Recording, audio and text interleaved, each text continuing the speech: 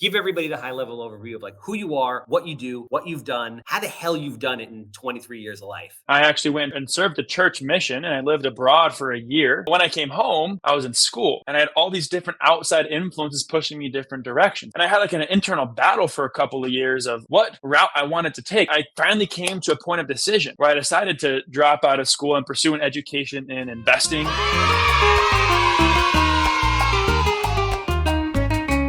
Yeah, kid, welcome everybody back to another episode of the Handsome Homebuyer podcast. I'm obviously your host, Charles, aka the Handsome Homebuyer, formerly Captain Permit, but we still love him. Obviously, if you have any permit needs, you got to give them a call, 516-513-8838. They handle all permit problems on Long Island, Nassau, Suffolk County, coast to coast. And let's face it, if you are in real estate and you're a real estate attorney, you have permit problems. If you're a real estate investor, Lord knows you have permit problems every day of your life. If you're a realtor, permit problems. We have a permit problem, hit up Captain Permit, 516-513-8838. And obviously, if you have a house that smells like cat pee, is dated from the 1960s, 6 inches of mold on the wall, human waste floating past the basement steps. I'm quick. I'm easy. I'm a good time. I want to buy it. 516-777-SOLD. All right. Awesome guest today. Listen, everybody looks at TikTok. Everybody looks at Instagram, myself included. It's a little bit addictive. You start scrolling. All of a sudden, 4 hours have gone by and you're like, what the hell happened? But during the course of doing this, you see typically very young, very handsome guys that are driving around in Lambos with, Rolexes on and allegedly making a metric shit ton of money. Well, 99.9% of those people are completely full of shit. But there is a very select few humble, non-douchey youngsters out there that are in the world that are far beyond their years in regards to education and where they are from a financial perspective. And I have one of those gentlemen today. I met him a few weeks ago at the Boardroom Mastermind. Extremely impressive man. First of all, he looks like a real life Ken doll, has the best goddamn hair I've ever seen on the West Coast. Very accomplished, buys a tremendous amount of real estate, owes $10+ million in real estate that he sourced, funded, and purchased on his own at only 23 years old. But the great thing about him is he's out there using his platform to essentially educate the youth on, infinite banking, how to make your money work for you, how to set yourself up for retirement and essentially live the life that you always wanted to. Because let's face it, the government's not taking care of you people. Nobody is. So school's not teaching it to you. So either you go out and you find mentors like this gentleman, or you're going to be stuck in the rat race forever.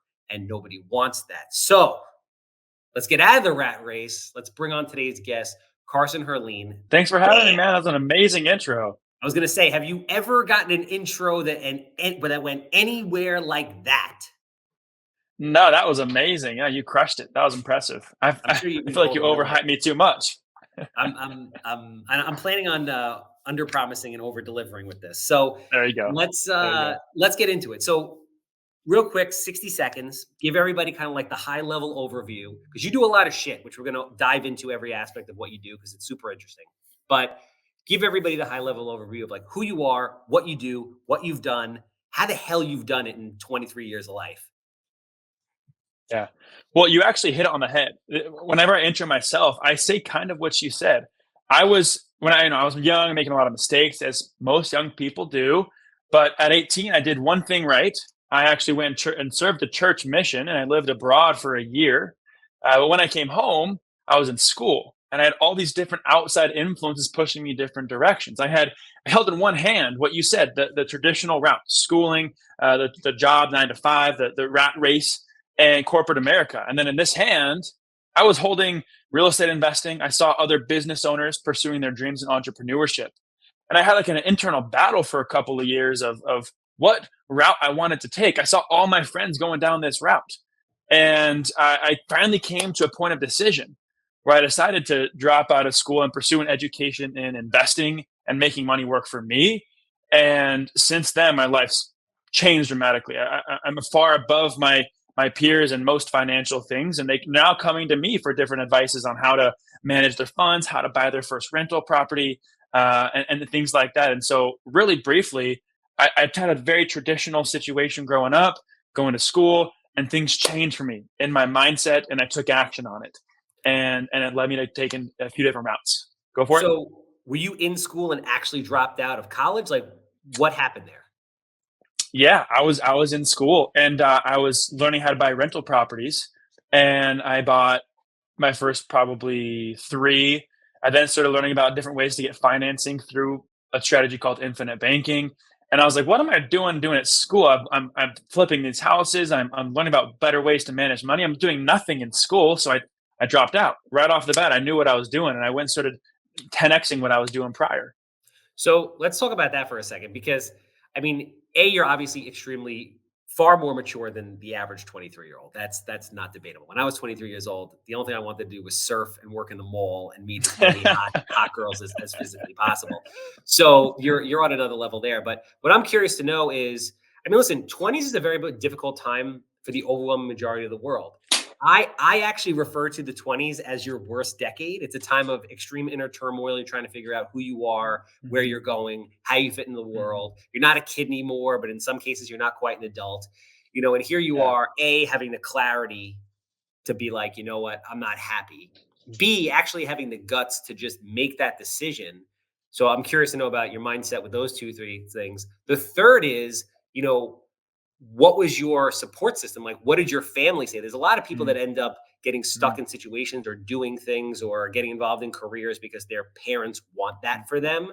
Um, Yeah, what happened there? Like, A, at what point did you realize like this isn't for me? Two, how long did it take you to really yeah. act on it? And three, what did your parents say about all of this? You know, I feel like I'm someone who moves really fast. I make a decision very quickly. And so when I was watching what was happening with my friends and family around me, and I started to do these different things, and it clicked. And I'm not someone to just wait for things to happen or let things happen to me. I go and make things happen. And so right off the bat, I made the decision really quickly. I'm done. I'm going to do this full time. And and the reason I think it happened was because I went and looked for opportunity. I wasn't waiting for opportunity to come to me. I went out and I asked people, the different people in my neighborhood and my community, hey, who do you know that does real estate that I could learn from? Who do you know that's really rich and has a business? How can I learn from them? And I went out and tried to find ways to learn, and the little things I picked up from each person, I then started implementing myself, and it just started to build slowly.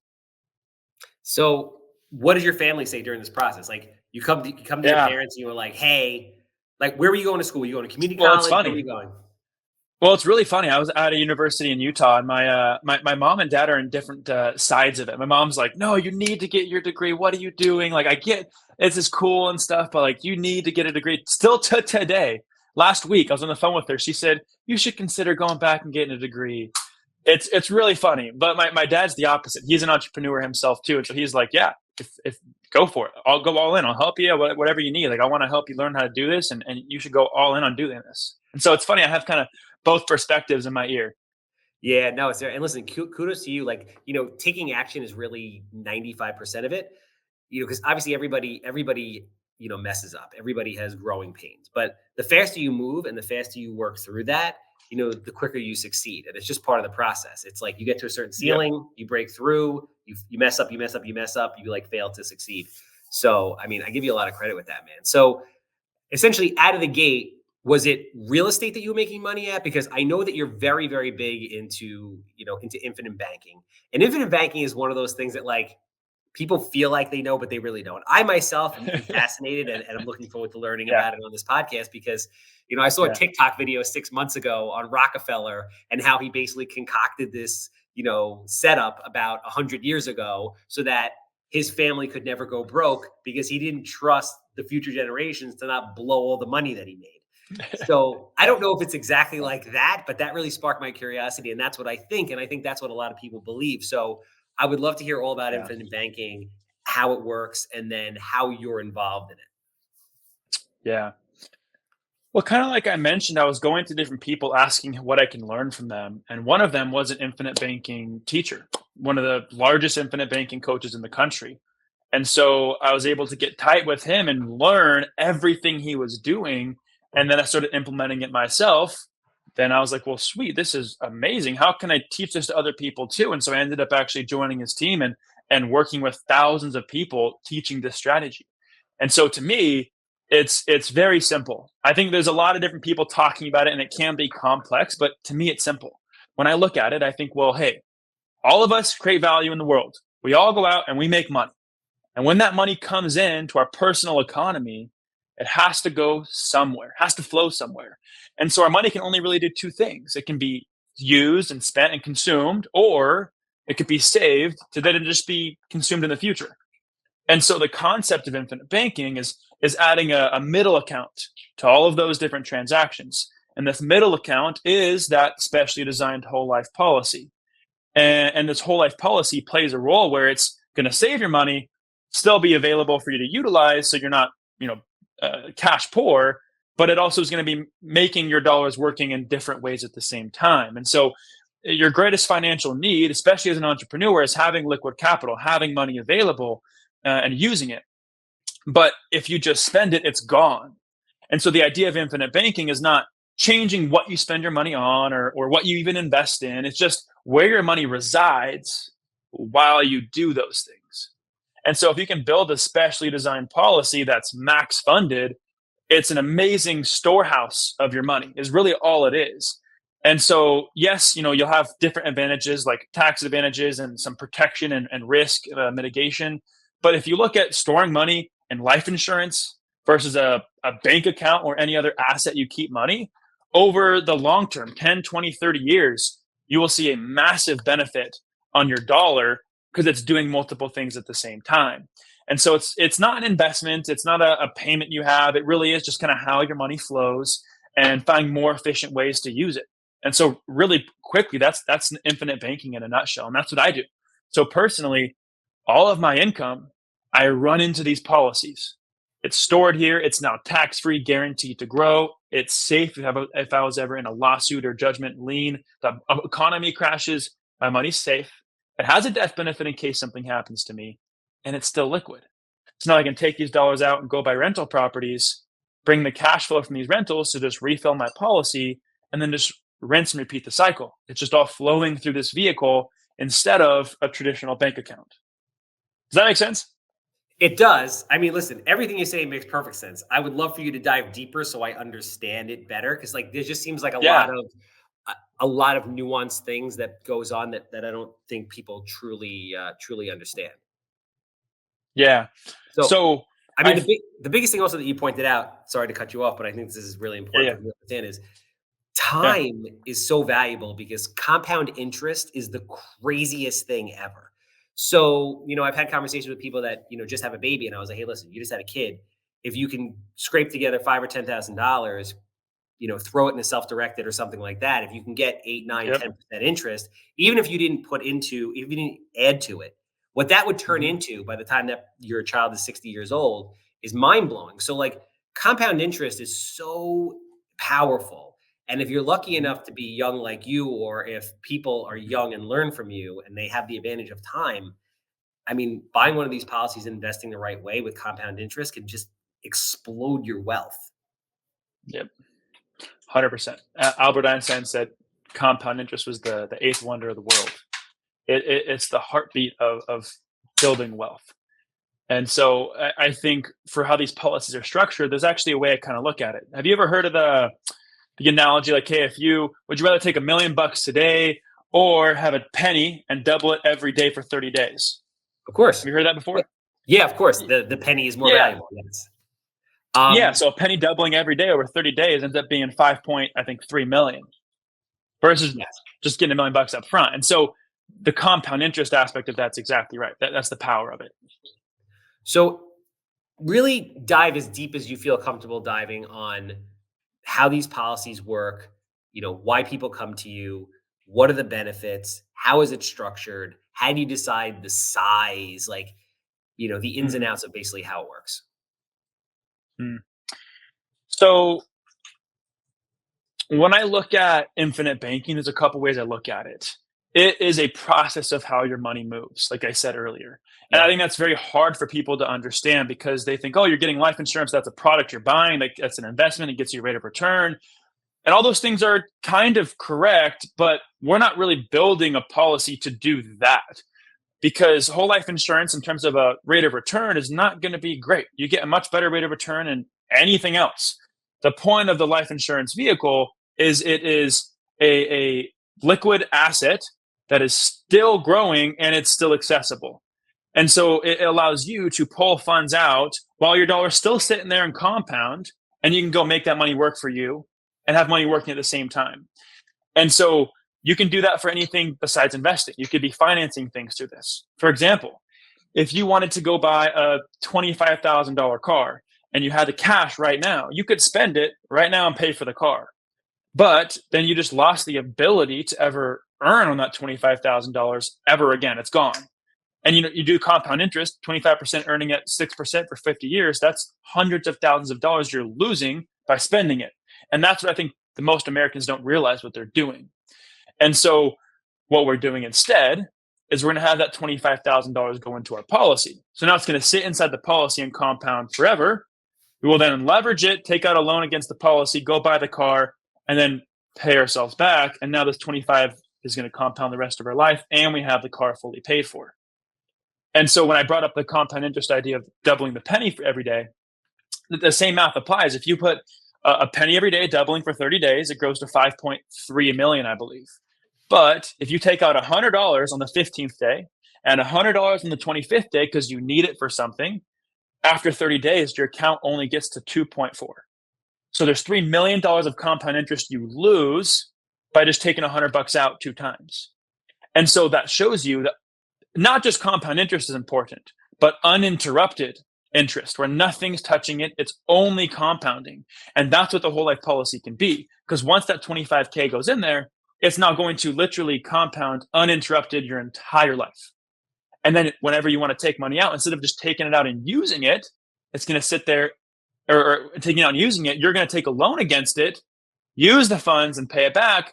But now your dollars didn't stop compounding. And so now your account, for the example of the penny doubling, it could be at 5.3 million after 30 years still. And instead of taking $100 out 2 times, you took a loan for $100 and paid it back. And now you still got the 5 million growth. Does that make sense? No, absolutely. It does. So just to kind of delve into the mechanics of it more, if let's say I'm a person who's like, hey, I want to buy a whole life policy. Is the policy just a vehicle and I can add money to it at any time? Or am I buying it for a specific dollar amount? How does the actual formation of it work? So typically when you go to a life insurance agent, you say, hey, I want $1 million death benefit. What's my payment based on my age? We kind of do it in reverse, right? Say, hey, you're looking to build this as a savings vehicle. So how much of your income should we be running through this? Let's say you want to put $1,000 a month into your policy. So I'd say, great, you're putting $1,000 a month in. We're going to go to the insurance company now and say, hey, we're doing $1,000 a month as premium. We want the most liquidity possible as soon as possible. Based around that policy design, here's their age, their health, their income. What's the death benefit going to be? And so we kind of build it in that reverse idea of we're building this to be a vehicle to store money and minimizing the cost of actual life insurance premium. And so that the cost is lower, which also means your death benefit is going to be lower. But we're not building this for the death benefit. We're building it for the liquidity and the banking aspects of it. And so it's kind of done in that reverse factor. So most people would come and say, hey, how much should I put in? How would I do this? And the idea is if we're literally treating this like a savings vehicle, treat it like that. How much do you currently save? Well, you're saving that in Wells Fargo and Chase, it's someone else's bank. Why don't you store that in your bank, somewhere that's private, you control, you earn? And so whatever you're putting elsewhere, you could put into your policy. And so that's really how we would structure it. Like, hey, sure, $1,000 a month. If that's what you're comfortable saving, we'll put that into the policy. Or larger business owners, hey, how much of your income every year as a business are you reinvesting to go buy more rentals? Well, before you go do that, let's run that into the policy first every year and then use the policies to go buy the rental properties. And so just adding that one middle account of where your money flows through before it does all those same transactions you're going to do anyways is kind of what we want it to be. No, that makes sense. Is there, let's say very simple. Somebody has a regular 9 to 5 job and they decide that they want to put $1,000 a month into one of these policies, and they want to save it to the point where they're going to go out and they're going to start buying rentals. They're putting $1,000 in every month. Do they have access to the full amount to loan to themselves, or is it a percentage of it? Yeah, it's a percentage of it. So all of your premium will go into the policy, and Okay. some of it does have to pay for a death benefit, the cost of insurance. So it Yep. can be a life insurance vehicle, but everything else is available to you right away. And so most policies, you probably have access to 60 to 90% of your money in the first month. But every year it increases. And so typically on most policies we do in your third year, probably you'd have access to 100% of what you're putting in. And so from that point forward, then the rest of your life, because of the compound interest, it's only going to be better. Every year you'll have access to more than what you're actually putting into it from that point on. Okay. No, that makes sense. So let's say if somebody has $50,000 in their policy and they want to access half of that to go buy a rental property, the entire 50,000 is still this interest being paid on all 50,000 plus what you're paying yourself, or are you paying yourself on a portion and interest is accruing just in the vehicle itself on the other half? Yeah, so I kind of look at it as a home. Simple example. Let's say you have a mortgage payment and you have equity in your house. You're always going to keep making that mortgage payment. A portion is going to go to principal, a portion to interest, and your home's over time essentially always going to appreciate. And you can always tap into that equity via a HELOC. And so you take out a HELOC against your home, that's not going to stop your home from appreciating, but you will owe interest on the HELOC loan for as long as you have the loan outstanding for, and it is a simple interest loan if you have it that way. And so the policy is very similar. Your policy is always going to appreciate. You can leverage the equity whenever you want, pay it back however you want, but you do owe interest to the insurance company for taking out a loan against your policy, and they will just use your death benefit as the collateral for the loan, which is why they're so willing to give you loans and you choose how you use it and pay it back. Because everyone dies, they know you're going to die, and so they'll just use the death benefit to pay off any outstanding loans you have at the time of your passing. And so for that reason, you're pretty much just leveraging your future self every time you take money out. No, that's interesting. Does the insurance company tell you at what percent you have to basically borrow your own money, or can you take it at zero? Do you have to pay 6 or 8? Is that regulated or not at all? Yeah, there's a loan interest percentage, and it changes year to year. But you determine how you pay the policy back. It will just accrue, and then you choose when you pay the principal back, the interest back. The insurance company gives you complete flexibility over that loan because essentially you're loaning from yourself. So they're not going to regulate it. They're not going to give you a schedule or amortized plan. You plan how you pay your policy back. And so for me, what I do is if I'm going to take out 100 grand to go buy a rental, and the policy or the rental cash flow is $300 a month, I would use that $300 a month to just repay my policy and refill it. And so that's just the way I would do it, but everyone does it differently depending on the situation. And then whenever I have like a windfall of a flip or something comes in, I'll use that windfall of cash to just refill the policy as well, and then go deploy it into the next investment whenever I'm ready. So, last question about the insurance policy, and I want to segue into the real Yeah, estate. But I mean, no, this is yeah. awesome, man. And anybody who watches this, it's a really cool insight to exactly what you do and how you can utilize insurance to really, blow up your wealth. If somebody young like yourself, maybe they get a job, they're making 40, $50,000 a year. They decide they want to open up a policy. As they get older and as they make more money, do they have to purchase additional policies, or they can just expand on the amount of money that goes into that original policy? No, there is structure involved there. So you can't just throw in money whenever you want. You actually used to be able to do that for a long time. People were stuffing millions of dollars into these policies, but the IRS stepped in the '80s and they said, "No, you guys can't be shielding money from us. We got to put some regulation here." And so they limited how much you can put into life insurance. And so for that reason, no, you can't just stuff money whenever you want. So if you want to start putting more into it, you actually would go and set up a second policy, and you can Got it. do unlimited amount of policies. Is it, but the money that's going in tax free and coming out tax free, or no? Yeah. Damn. So if I'm making 100 grand a year and I want to put 10,000 in, I'm only getting taxed on 90,000, not 100. I got you. No, your premium is not a write off. Got Your it. Okay. premium is post tax dollars, just like a Roth IRA, Okay. but all the growth inside is tax free. Okay. Yeah. So it's essentially exactly like a Roth IRA. Yep. Yep. Really? All right. So, yo, listen, that was amazing. Thank you for sharing that. I got a ton of education. And I know everybody that watches this will as well. Now let's segue into the real estate. So, 23 years old, you have 8 figures worth of real Mhm, estate. mhm. What the fuck, bro? How does that happen? Like 23 years old, I'm trying to figure out, what shirt I'm going to buy at the mall because I'm going out to Mulcahy's. You've literally Yeah. purchased eight figures worth of real estate. So when did you Yeah. start buying? How did you Mhm. learn? What was the process? And really, what are you buying right now? Well, I think the first property I bought was when I was 19, I believe, and it was a wreck, man. I flew out with my buddy. This is actually a funny story. We weren't 21 yet, so we couldn't rent a hotel. And so my buddy and I flew out to Little Rock, Arkansas to look at 3 or 4 properties we were looking at buying for our first one. And these are small houses, little, I think it was the first one we bought was $40,000. And we fly out to Little Rock, Arkansas, and we couldn't check into a hotel. So we're like, well, we can't even rent a car. We're not old enough. So we Ubered to U-Haul and we bought a U or rented a U-Haul truck and took the U-Haul around the city for a couple days. And we even thought about sleeping in the U-Haul. Luckily, we found a hotel that would let us stay there. But like we were literally planning on just sitting and sleeping in a U-Haul, walking all these properties for a few days, and then buying a couple and going for it, and then flying home. It was crazy.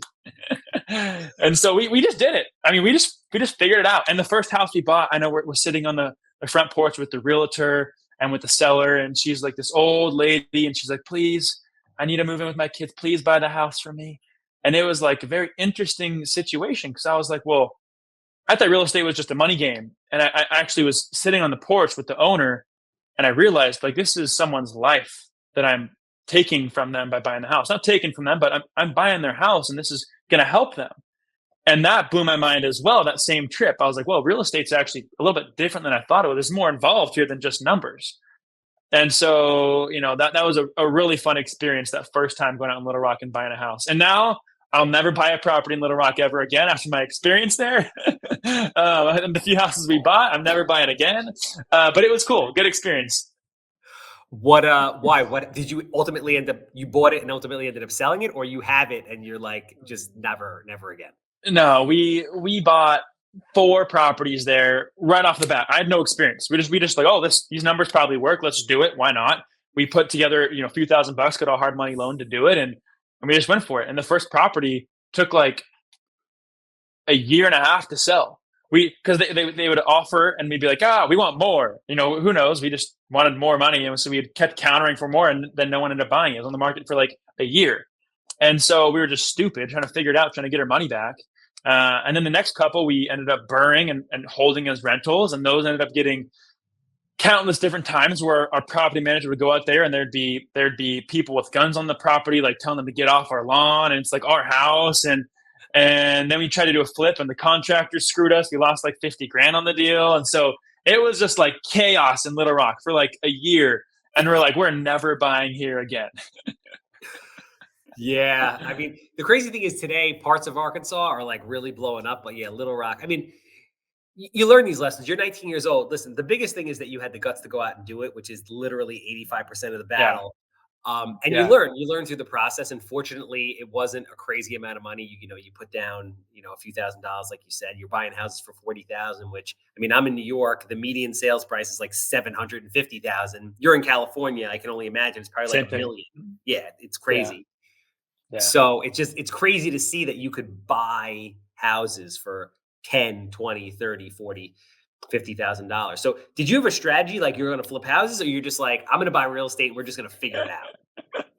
It was totally that. It was like, I understand you could do a burr. I think I know what that is. I know you could flip a house. Let's just buy them all and have both as options, and we'll just see which one works. And so we did. I mean, which is amazing because like that's the way I look at my life. I'm like, yeah, I'm just gonna fucking roll the dice. I'm like, what's the worst thing that happens? I move back in with my parents. Yeah. My mom does Yeah. my laundry. She cooks for me. Who gives a shit? Like, what do we have to lose Yeah. here? But it's like infinite gain on the other side, on the flip side of this. So that's so. How has the strategy evolved over the last 4 Mm. years, and what are you doing now? It, oh my gosh, it changed in every aspect. I was, first of all, out of Little Rock, and I really researched the markets I actually wanted to buy in. So that ended up being some big metros in Alabama and Florida.